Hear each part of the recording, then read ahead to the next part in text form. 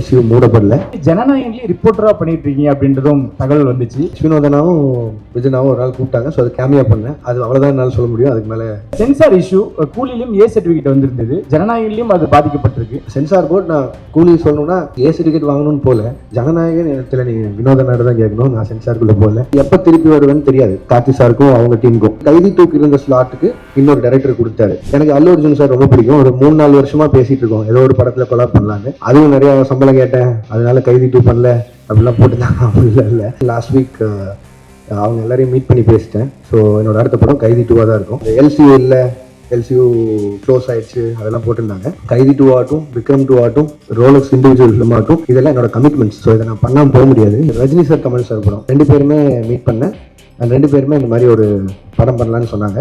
46 வருஷம் கழிச்சு 2 பேரும் ஒன்று சேர்றாங்க அப்படின்னா 2 பேரும் ஈக்குவலாக எக்ஸைட் ஆனாங்க கதை மேலே. பட் ஆனால் என்னன்னா, இந்த அமீர் கான் சார் படத்தை பற்றியும் சொன்னாங்க. அமீர் கான் சாரும் நானும் ஒரு படம் பண்ணுறதா இருந்து இப்பவும் பேசிட்டு தான் இருக்கோம். இத்தனை கமிட்மெண்ட்ஸ் எனக்கு இருக்குது, அவருக்கும் நிறைய கமிட்மெண்ட்ஸ் இருக்குது. இப்போதான் அவங்களுக்கு நாங்கள் சொன்னேன், அதான் அவங்களுக்கு தமிழ் வேணும்.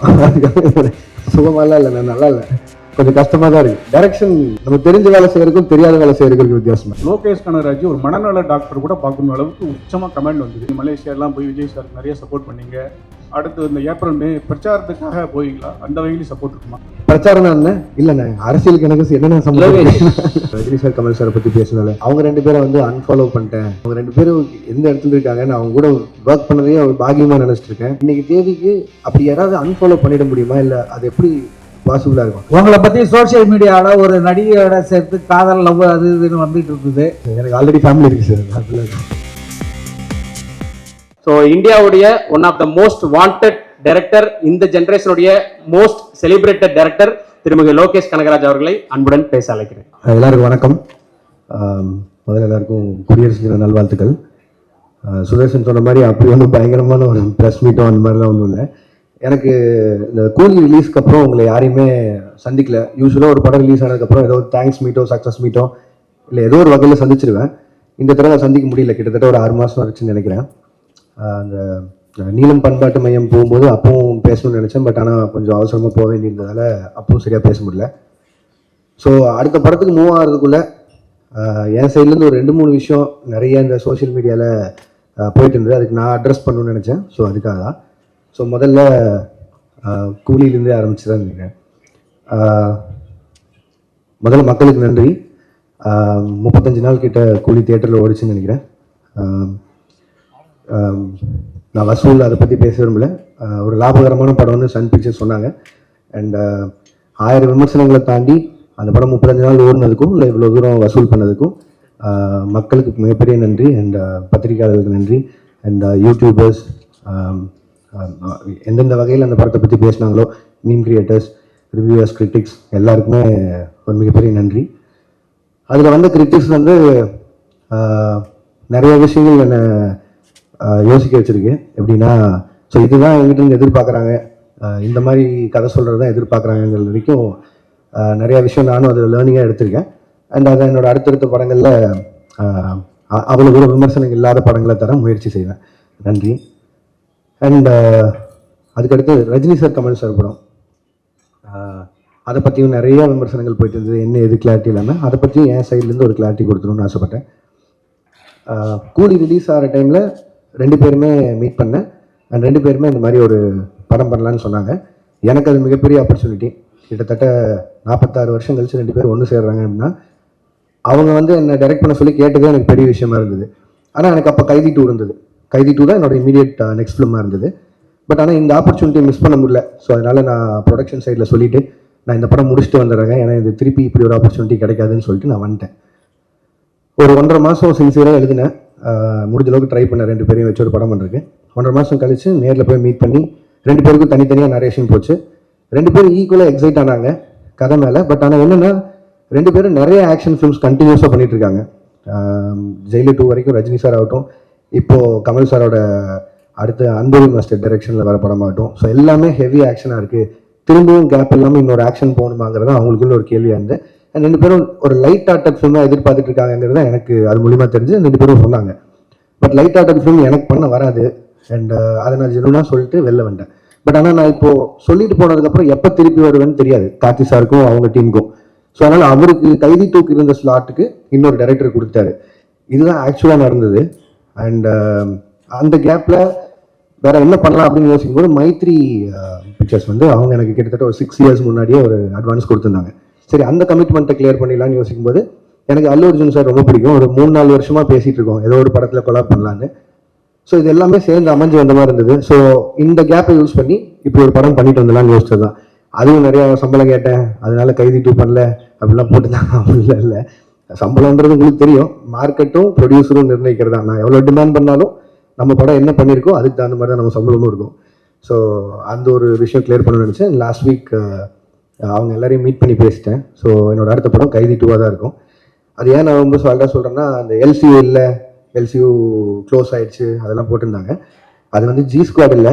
ஜி ஸ்குவாட் க்ளோஸ் பண்ணுறதுனா நான் க்ளோஸ் பண்ணிடலாம். எல்சியூன்றது வந்து ஃபர்ஸ்ட் ஆஃப் ஆல் அந்த பேரே நான் வைக்கல. அது வந்து ஃபேன்ஸாக அவங்க தேர்வில் எல்சியூன்னு ஒரு நாள் சொன்னது, நான் அதை ஃபாலோ பண்ணிருக்கேன். ஸோ அதை டக்குன்னு நான் ஒருத்தன் மட்டும் முடிவு பண்ணி இல்லை எல்சியூவில் படம் வராது அப்படிலாம் சொல்ல முடியாது. கைதி 2 ஆகட்டும், விக்ரம் 2 ஆகட்டும், ரோலக்ஸ் இண்டிவிஜுவல் ஃபிலிம் ஆகட்டும், இதெல்லாம் என்னோட கமிட்மெண்ட்ஸ். ஸோ இதை நான் பண்ணாமல் போக முடியாது, இது எல்லாமே என்னோட கமிட்மெண்ட்ஸ்.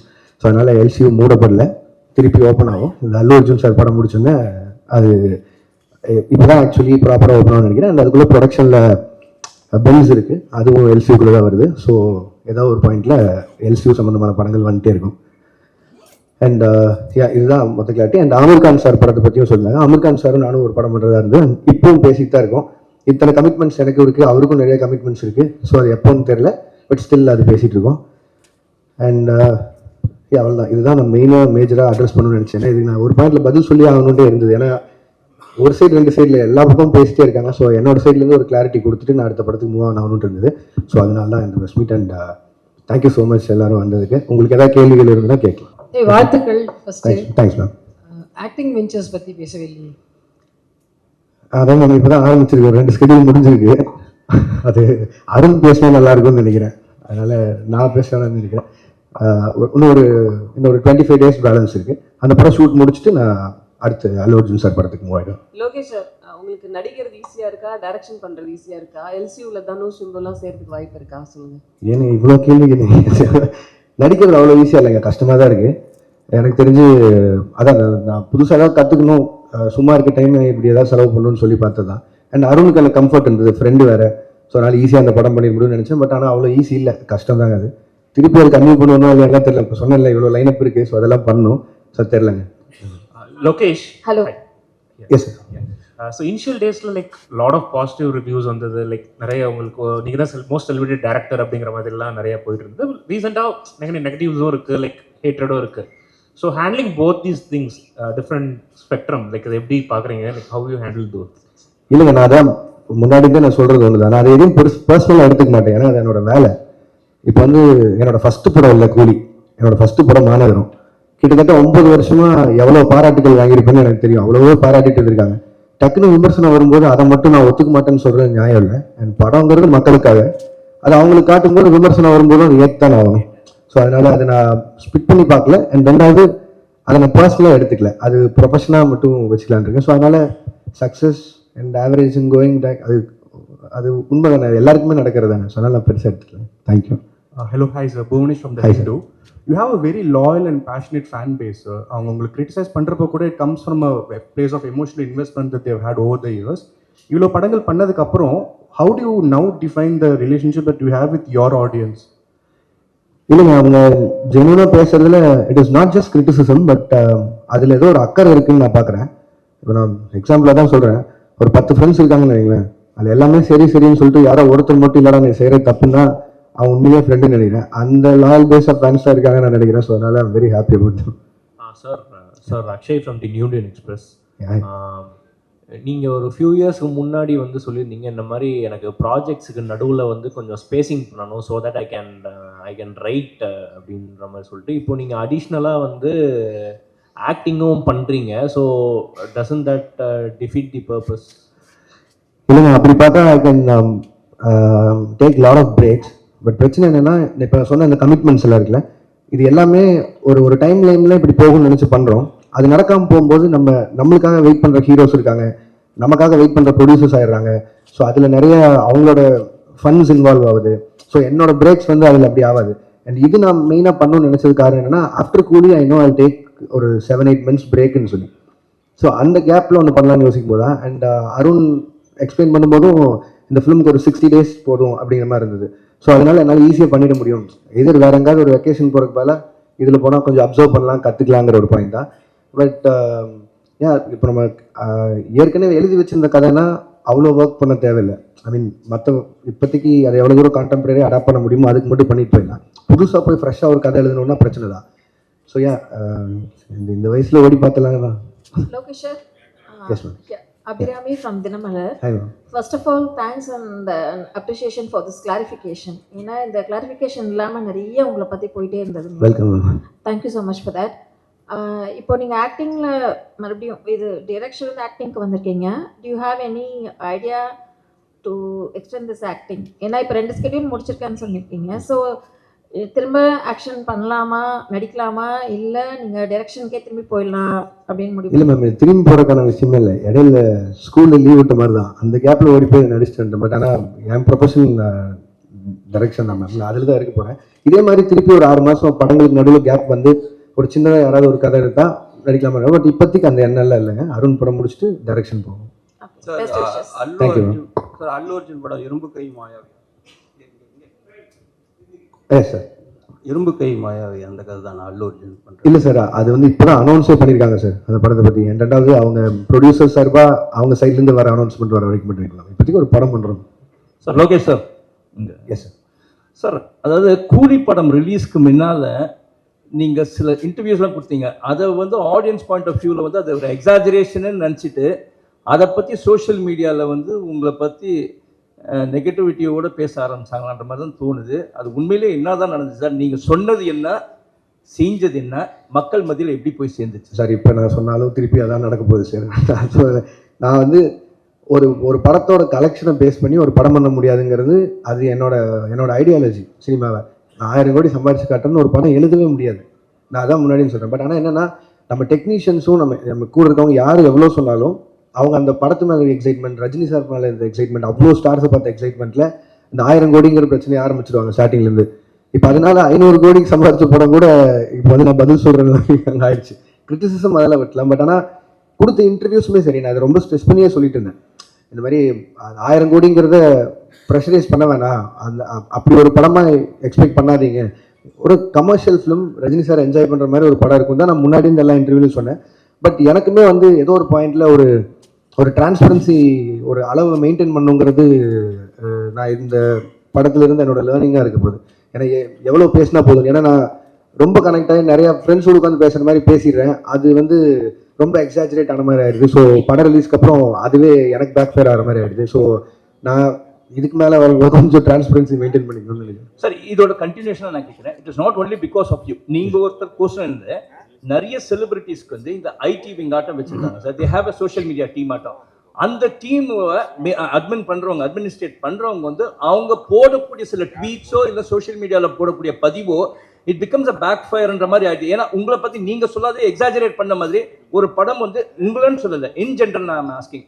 ஒரு படம் ரிலீஸ்க்கு முன்னாடி இது வந்து 500 கோடி கலெக்ஷன் ஆகும், 1000 கோடி கலெக்ஷன் ஆகும்னு அந்த ஐடி விங் போடுறதுனால கடைசியில் அது வந்து 200 கோடி தான் ஆச்சுன்னா அது அப்படியே ட்ராபேக் ஆயிடுது. அது எப்படி சார்? அது நான் எப்படி சார் சொல்ல முடியும்? இது வந்து அது ஃபேன்ஸே நீங்கள் தடுக்க முடியாது. அண்ட் சோஷியல் மீடியா இன்றைக்கி உங்களுக்கு எவ்வளோ தூரம் தடுக்க முடியாத ஒரு சக்தி ஆயிடுச்சு. அது நீங்கள் ரிவ்யூஸோ எதுவுமே எல்லாமே அவங்கவுங்களோட எண்ணம். அவங்க காசு கொடுக்குறாங்க, படம் பார்க்குறாங்க, என்ன அதை பற்றி போடுறாங்க. அவங்களுக்கு இருக்கிற ஒரு படத்து மேலே இருக்க எக்ஸைட்மெண்ட்டை வச்சு போகிறாங்க. அவங்களுக்கு அந்த எக்ஸைட்மெண்ட் குறைஞ்சிருச்சுன்னா எங்களுக்கு இங்கே வேலையே இல்லை. ஸோ அதனால் அவங்க எக்ஸைட்டடாக இருக்கிறத நம்ம தப்புன்னு சொல்ல முடியாது. அட் த சேம் டைம் இது நீங்கள் சொன்ன மாதிரி இந்த ஐடி விங் வச்சு பேசி எனக்கு அதில் எப்படி நம்பிக்கை இல்லைன்னா இல்லை புரியுது சார், புரியுது சார். ஒரு படம் நல்லா இருந்ததுன்னா யாருமே தடுக்க முடியாதுன்னு நான் நினைக்கிறேன். நான் அதை ரொம்பவும் நம்புகிறேன். நான் உதாரணமாக மற்ற படங்கள் எடுக்காமல் என் படத்தை எடுக்கிறேன். மாநகரம் ரிலீஸ் ஆகும்போது யாருக்குமே அங்கே அடையாளமே கிடையாது. சந்தீப் பிரச்சனை தான். பட் அந்த படத்தை கொண்டு போய் சேர்த்தது நீங்கள் தான். அன்றைக்கி 50 நாள் ஓடிச்சு. அப்போது அதுக்கு நல்லா இருக்குங்கிற மாதிரி தான் ஏதோ ஒரு நம்பிக்கையில் போய் அந்த படத்தை போய் பார்த்தாங்க. ஸோ அதனால் அதுக்கப்புறம் எல்லாரும் ஸ்டார்ஸ் கூடயும் வேலை செஞ்சுட்டேன். அவங்களோட போஸ்டர்ஸ் வச்சாலே படம் போயிடும். பட் ஆனால் யாருமே இல்லாமல் ஒரு போஸ்டரில் இருக்கும்போது கூட மக்கள் வந்து பார்த்தாங்க. ஸோ ஒரு படம் நல்லா இருக்குன்னா இது எதுவுமே தடுக்காதுங்கிறது நான் நம்புறேன் சாலிடா. Sir okay sir. Lokesh sir, இப்போ உங்களோட ஃபியூச்சர் ப்ராஜெக்ட்ஸ் பற்றி நிறைய வந்துட்டு இருக்கு செய்திகள். அப்படி ஒன்று வந்தது தான் ஹிந்திக்கு போயிட்டு நீங்கள் அமீர் கானோட பண்ண போகிறீங்க அப்படின்னு சொல்லிட்டு, அது ஃபியூச்சரில் மெட்டீரியலைஸ் ஆகிறதுக்கு வாய்ப்பு இருக்கா? சார் ஒரு 3-4 தடவை மீட்டிங் போச்சு. எனக்கு அவர் சின்ன வயசுலேருந்து ரொம்ப பிடிக்கும், அவர் ஒரு பெரிய ஃபேன் தான். அண்ட் அவரும் வந்து என் ஒர்க் ரொம்ப பிடிச்சுன்னு சொல்லி தான் அவர் கூடியிருந்து படம் பண்ணணும்னு பேசினார். பட் ஆனால் நான் சொன்னேன் சார் இங்கே இவ்வளோ கமிட்மெண்ட்ஸ் இருக்குது, அண்ட் சாருக்குமே அவருக்கும் நிறைய கமிட்மெண்ட்ஸ் இருக்குது. ஸோ இதே மாதிரி ஏதோ ஒரு டைம் லைனில் ஏதாவது மிஸ் மேட்ச் ஆகும்போதோ வேற ஒரு டைம் கிடைக்குதோ அப்படிங்கிறத பார்த்து தான் சார் பண்ண முடியும். பட் ஆனால் we are talking sir. Sir எனக்கு எல்லா ஹீரோஸ் கூட வேலை செய்யணும் சார், அவங்க எல்லாரும் கூடயும் பேசிட்டு தான் இருக்கேன். பட் ஆனால் டைம் லைன் தான் சார் பிரச்சனை. சார் இங்கே ஒரு சார் நீங்கள் டிசியில் பண்ணிட்டு இருக்கிறதா, டிசியில் இப்போ பண்ணிக்கிட்டு இருக்கீங்க, அதே மாதிரி ஜனநாயகன்லேயே ரிப்போர்ட்டராக பண்ணிட்டு இருக்கீங்க அப்படின்றதும் தகவல் வந்துச்சு. அது நீங்கள் எப்படி பார்க்குறீங்க? அதுக்கப்புறம் 2 கேள்வி அமைச்சிடறேன். இந்த சென்சார் இஷ்யூ கூலிலையும் ஏ சர்டிஃபிகேட் வந்திருந்தது, ஜனநாயகன்லையும் அது பாதிக்கப்பட்டிருக்கு. அது எப்படி சார் பார்க்குறீங்க இந்த 2 கொஸ்டின்? சார் டிசியில் அவன் சார் பண்ணிருக்கேன், அது அருண் மாதேஸ்வரன் படம். இது வந்து ஹெச் வினோதனாவும் விஜயனாவும் ஒரு நாள் கூப்பிட்டாங்க. ஸோ அது கேமியா பண்ணேன். அது அவ்வளோதான் என்னால் சொல்ல முடியும், அதுக்கு மேலே அவங்க பேசிங்க. அண்ட் ரிகார்டிங் சென்சார் போர்ட், நான் கூலி சொல்லணும்னா அதுக்கும் நிறைய விமர்சனம் வந்தில்ல, ஏன் ரஜினி சார் ஏ சர்டிஃபிகேட் அப்படின்னு சொல்லி. ஏ சர்டிஃபிகேட் வாங்கணும்னு போல எனக்கு என்ன ஆச்சுன்னா, சென்சார் போர்டில் ஃபர்ஸ்ட் சென்சார் பண்ணி முடிச்சோன்னே தி அட்வைஸ் வித் 35 கட் சொன்னாங்க. அப்புறம் ஒரு 9 மியூட்ஸ் இருந்தது. மியூட்ஸ் கூட ஓகே, எனக்கு பிரச்சனை இல்லைன்னு சொல்லிட்டேன். பட் 35 கட்டுங்கிறது வந்து என்னால் அன்றைக்கி ஏற்றுக்க முடியல. இப்போ படம் ரிலீஸ் ஆனதுக்கப்புறம் ஆல்ரெடி நிறைய இடங்கள் புரியலன்னு சொல்லி சொல்கிறாங்க. மேபி அது ஐ டேக் த பிளேம், நிறைய இடத்துல நான் புரிய வச்சிருக்கணும். பட் ஆனால் அதையும் மீறி 35 கட் அப்படின்னா அது படமாகவே இருந்திருக்காது. இன்னும் நீங்கள் வந்து ஒரு ஒரு ஒரு ஒரு கம்ப்ளீட்டட் ஃபிலிம் வித் ஏ சர்டிஃபிகேட்டா இல்லை ஒரு இன்கம்ப்ளீட் ஃபிலிம் வித் யூபிஏ சர்டிஃபிகேட்டாங்கிற மாதிரி தான் இருந்தது. அண்ட் இமீடியட்டாக அது நான் ஒருத்தர் எடுக்க முடியிற கால் இல்லை, ஏன்னா அது எத்தனை கோடி இன்வெஸ்ட் பண்ணியிருக்காங்கன்னு உங்களுக்கு தெரியும். ஸோ நான் ப்ரொடியூசர்கிட்டையும் பேசினேன், ரஜினி சார்கிட்டையும் பேசினேன். அண்ட் எல்லாரும் பேசி முடிவு பண்ணி வி அப்ளை ஃபார் ரீசென்சார். உடனே ரீசென்சார் அப்ளை பண்ணோம். ரீசென்சாரில் அடுத்த பேனல் பார்த்துட்டு திருப்பியும் அதே 35 கட்டு அட்வைஸ் பண்ணாங்க. பட் அட்வைஸ் பண்ணுறதை தாண்டி ரீசென்சாரில் எனக்கு சொன்னது என்னென்னா, தீமேட்டிக்காகவே இது அதாவது பிணங்களை எரிக்கிறதும் இந்த மாதிரி பண்ணுறதுங்கிறதும் தீமேட்டிக்காகவே எனக்கு இந்த மாதிரி பண்ணணும். அண்ட் எங்களுக்கான ரிலீஸ் டைம் இருக்குது. அண்ட் எனக்கு அந்த படத்தை எந்தையுமே விஷுவலாக கட் பண்ணிட வேணாம், இது எல்லாத்தையும் மனசில் வச்சுட்டு ரஜினி சாரோட அட்வைஸையும் எடுத்துட்டு அண்ட் தென் வி டிசைடட். ஏன்னா ஒரு ஏ சர்டிஃபிகேட் வந்ததுனால மட்டுமே ஒரு 40-50 கோடி வருமானத்தில் லாஸ் இருக்க மாதிரி இருக்கும். பட் ஆனால் அது சன் பிக்சர்ஸ் எனக்கு கொடுத்த ஃப்ரீடம், ரஜினி சார் எனக்கு கொடுத்த ஃப்ரீடம், லோகேஷ் உங்கள் காலாக இருக்கட்டும், உங்களுக்கு என்ன தோணுதோ பண்ணுங்கன்னு. நான் ஒரு கம்ப்ளீட் ஃபிலிமாக இருக்கணும்னு சொல்லி தான் ஏ சர்டிஃபிகேட் ஒதுக்கிட்டது. இல்லைன்னா ஆப்வியஸாக இன்னும் கொஞ்சம் அதிகமாக சம்பாதிக்க போகுதுன்னா நான் வேணான்னு தான் சொல்லியிருப்பேன். பட் இதுதான் ஆக்சுவலி நடந்தது. அண்ட் ரிகார்டிங் ஜனநாயகன் இடத்துல நீங்கள் வினோதனாட தான் கேட்கணும், நான் சென்சாருக்குள்ளே போகல, என்னால் தான் சொல்ல முடியும். Thank you sir. எங்கள் கேள்வி, ஒரு இயக்குனராக இருந்து நடிகர்களை இயக்குனதுக்கும் இப்போ நீங்களே வந்து ஒரு நடிகராக மாறினதுக்கும் என்ன வித்தியாசம் தெரியுது? இப்போ உங்களுக்கு வந்து நடிகராக இருக்கிறது சுகமாக இருக்கா? இப்போதான் உங்ககிட்ட நாங்கள் சொன்னேன், அதான் உங்களுக்கு தமிழ் வேணும். சுகமாலாம் இல்லை, நான் நல்லா இல்லை, கொஞ்சம் கஷ்டமாக தான் இருக்குது. டைரக்ஷன் நம்ம தெரிஞ்ச வேலை செய்யறதுக்கும் தெரியாத வேலை செய்யறதுக்கு வித்தியாசம் தான். சார் மீனாட்சி சுந்தரம், உங்கள் படங்களில் நிறைய வன்முறை இருக்குது, வெட்டு குத்து ரத்தம் குரூரெல்லாம் இருக்குது. இது வந்து சமூகத்துக்கு நல்லது இல்லை. லோகேஷ் கனகராஜ் ஒரு மனநல டாக்டர் கூட பார்க்கணும் அளவுக்கு உச்சமாக கமெண்ட் வந்தது. அதை பற்றி என்ன நினைக்கிங்க? 1. 2வது, ஜனநாயகன் நீங்கள் மலேசியாலாம் போய் விஜய் சாருக்கு நிறைய சப்போர்ட் பண்ணீங்க, சினிமா வாழ்க்கைக்கு அண்ணன் நீங்கள். அடுத்து இந்த ஏப்ரல் மே பிரச்சாரத்துக்காக போவீங்களா? அந்த வகையிலும் சப்போர்ட் இருக்குமா? காலையில் நேரம் ஏன்னா சொல்லுங்கள். இல்லை, நான் அந்த வன்முறை இது வந்து ஆனால் இப்போ நான் வந்து ஒரு சினிமா டைரக்டர் ஆகணும்னு நினச்சி வரும்போது, நான் சின்ன வயசுலேருந்து என்ன படங்கள் பார்த்து வந்தேனோ, நான் ஒரு ஆக்ஷன் ஃபிலிம் டைரக்டர் ஆகணும்னு தான் வந்தேன். நான் தேவர் மகன் விருமாண்டியெல்லாம் பார்த்தா வந்தேன். நான் மனநல மருத்துவமனைக்கெலாம் போகல, நான் டைரக்டர் ஆகணும்னு முடிவு பண்ணி தான் இங்கே வந்தேன்.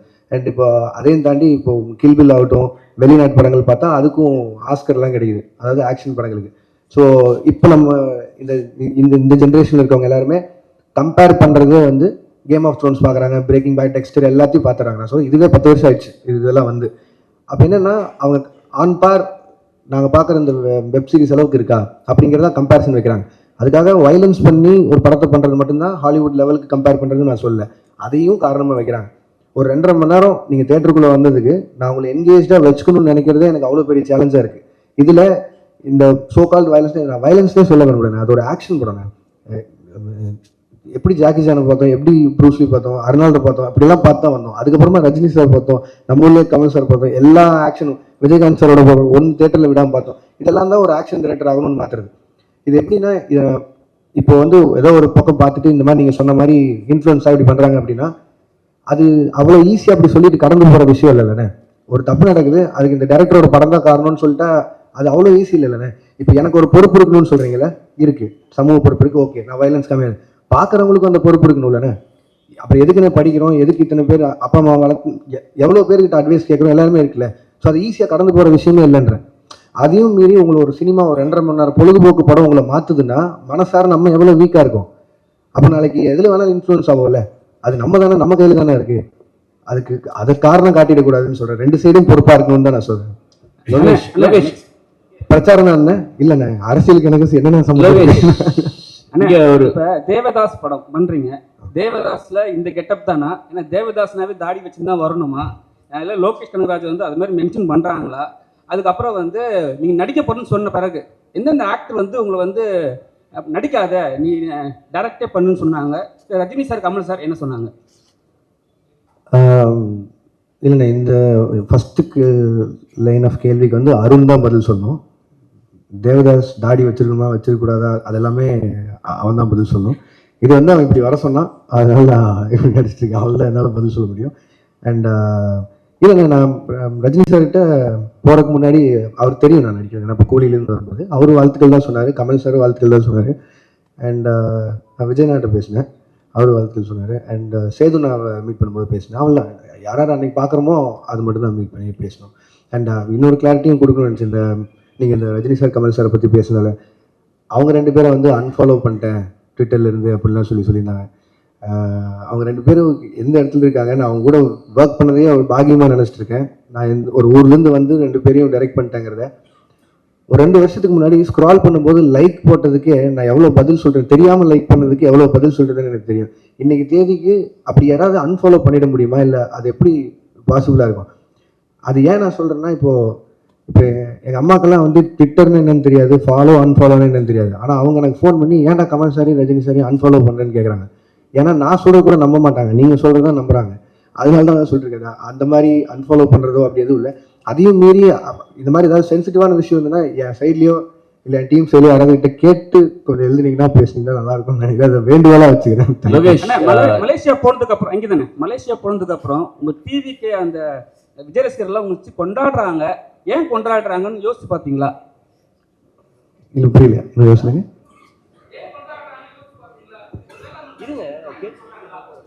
இல்லைங்க, நான் அவருக்கு கூட 2 படம் ஒர்க் பண்ணியிருக்கேன். அந்த 2 படமும் அவங்களுக்கு பிடிச்சிருக்கு, அதனால கொண்டாடுறாங்க. என்ன மட்டும் இல்லையா, நெல்சனையும் கொண்டாடுறாங்க, அட்லியும் கொண்டாடுறாங்க. லோகேஷ் என்ன சார், லோகேஷ் ஒரு நிமிஷம் சார். எது சார் புரியல?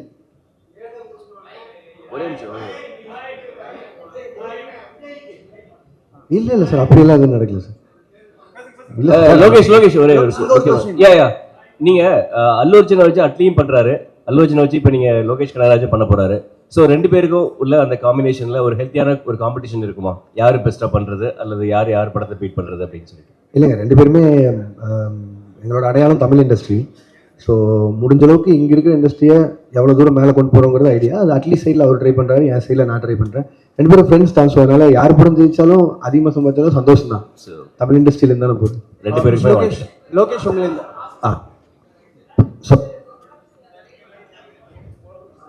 என்னென்ன படங்கள் அப்டேட் பண்ணுங்க சார் உங்க ப்ரொடக்ஷன்? எஸ் மேம், அது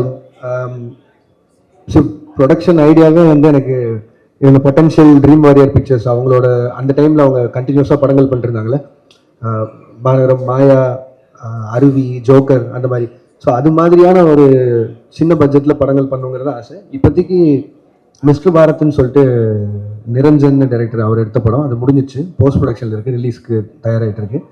ரத்னகுமார் டைரக்ட் பண்ணுற படம் 29ன்னு சொல்லி, அது நானும் Karthik Subbaraj sir, Karthik Santhanam, Stone Bench அவங்களும் சேர்ந்து தயாரிக்கும். அந்த படமும் ஷூட்டிங் முடிஞ்சிச்சு, அது போஸ்ட் ப்ரொடக்ஷன் ரெடி ஆகிட்டு இருக்கு. அண்ட் பாக்யராஜ் கண்ணன் டைரக்ட் பண்ணுற படத்தில் வந்து பென்ஸ், அது ஷூட் போயிட்டுருக்கு. அது எனக்கு தெரிஞ்சு பெரிய படம், அதனால் அது கொஞ்சம் ஷூட் போகும், இன்னும் கொஞ்சம் நிறையா ஷூட் போகும்னு நினைக்கிறேன். ஸோ இதில் மிஸ்டர் பாரத்தும் பென்ஸும் வந்து நான் மட்டும் ப்ரொடியூசர் இல்லை, என் கூட Sudhan sir and Jagadish bro அவங்களோட கம்பெனிஸும் இன்வால்வ் ஆயிருக்கு. இதான் லாஸ்டா ஒரு கேள்வி, உங்களை பத்தி சோஷியல் மீடியாவில் லோகேஷ், எஸ் சார். உங்களை பத்தி சோஷியல் மீடியாவில் ஒரு நடிகையோட சேர்த்து காதல் லவ் அது இதுன்னு வந்துட்டு இருந்தது. ஒன்று இருந்தது சார். இல்லை நீங்க ஏதாவது அந்த மாதிரி போயிட்டு இருக்கா? ஃபேமிலியாக போறீங்களா? இல்லை சார், இல்லை சார், எனக்கு ஆல்ரெடி ஃபேமிலி இருக்கு சார். அப்படிலாம் second family. Thank you sir, thank you sir, thank you sir. Sir இங்க சார். சார் ஒரே ஒரு சின்ன கேள்வி என்னன்னா, அது முக்கியமான கேள்வியும்